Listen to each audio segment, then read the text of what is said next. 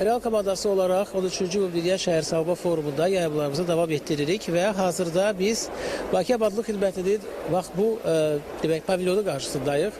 Bakı Abadlıq Xidməti bildiyiniz kimi Bakıda və Qarabağda bir sıra layihələr həyata keçirir, məhsullar istehsal edir və daha ətraflı, daha dəqiq desəm bu demək forumda təqdim edilən məhsullar barədə Bakı Abadlıq Xidmətinin özü danışacaq.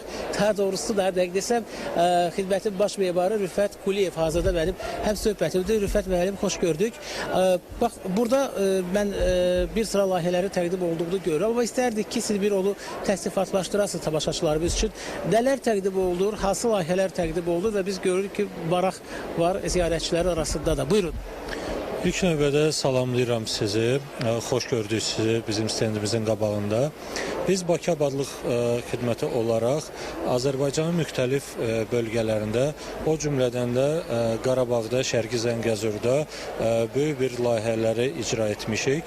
Həmin layihələrin arasında ən böyük layihə Laçın şəhəri idi.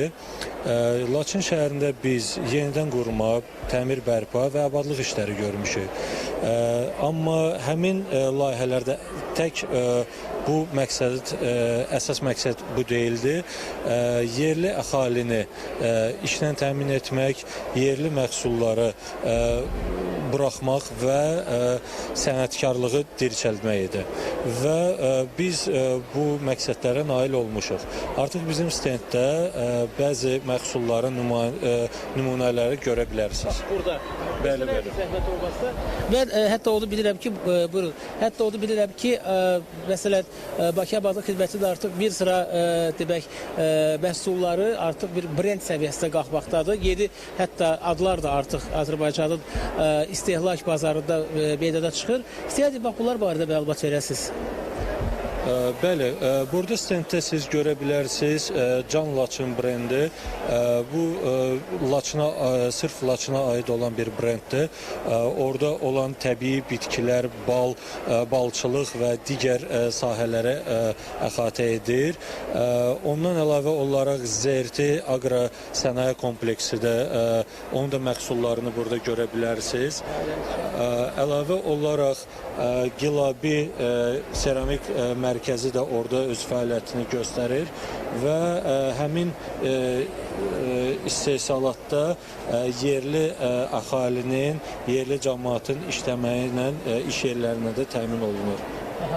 Ümumiyyətlə, necə bilirsiniz, yəni, bax, bu iş yerlərində savayı həm də bir yaradıcılıq, belə deyək, dediyiniz ki, sənətkarlığın inkişafı Bakı Abadlıq Xidmətinin həyata keçirdiyi layihələrdə bir vacib strategiya olaraq müəyyənləşib. Hazırda bu hansı səviyyədədir? Yəni, həyata keçirilən işlər yaradıcılıq baxımından özü necə doğrulur? Çünki mən burada bəzi məhsullar, məsəl üçün, görürəm, stəkanlar, ya bax, belə əl işləri. Bəli, bu bizim şirkətimizin əsas mövqelərdən biridir və biz çalışırıq bu məsələni bütün layihələrdə tətbiq edək. Eynən şirkətimiz Azərbaycan digər bölgələrində də işləyir və layihələri icra edir.